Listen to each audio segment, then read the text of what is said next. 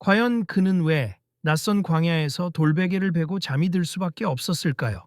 그의 이름은 야곱, 형 에서를 속여 아버지 이삭으로부터 장자권을 빼앗은 바로 그 인물이었습니다. 형의 분노를 피해 도망치는 신세가 된 야곱. 그는 브엘세바를 떠나 하란으로 향하고 있었습니다. 해질녘이 되자 야곱은 한 곳에 이르러 그곳에서 하룻밤을 묵기로 결정했습니다.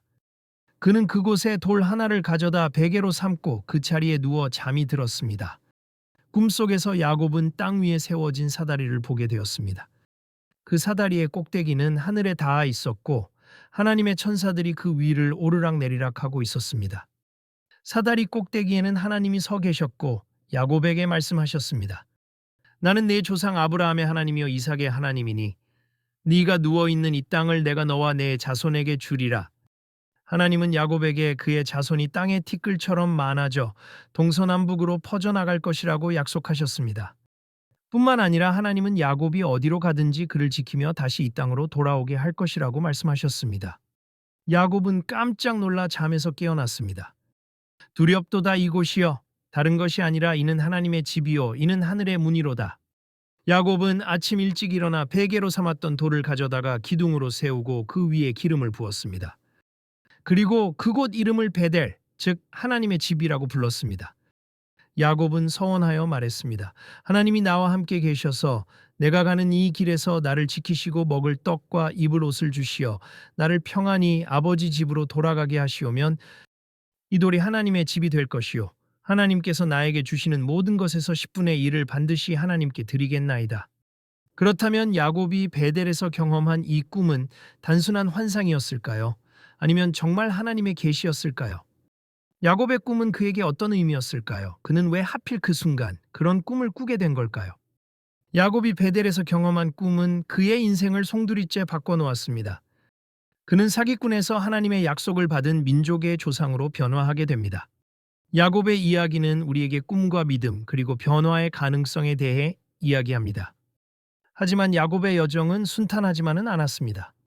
그는 끊임없이 시련과 고난을 겪으며 하나님의 약속을 의심하기도 했습니다.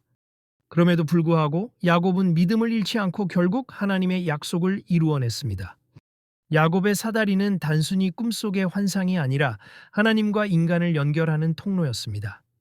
그 꿈은 야곱에게 하나님의 임재를 깨닫게 하고 그의 삶의 방향을 제시하는 중요한 계기가 되었습니다. 야곱은 그 후 20년 동안 외삼촌 라반의 집에서 고생하며 갖은 어려움을 겪게 됩니다. 하지만 놀랍게도 야곱은 베델에서 하나님과 맺었던 약속을 기억하며 인내했습니다. 그리고 마침내 야곱은 가족과 재산을 이끌고 고향으로 돌아가기로 결심합니다. 하지만 야곱은 고향으로 돌아가는 길에 예상치 못한 난관에 부딪히게 됩니다. 그것은 바로 과거에 그가 속여 장자권을 빼앗았던 형 에서가 군대를 이끌고 그를 맞이하러 오고 있다는 소식이었습니다.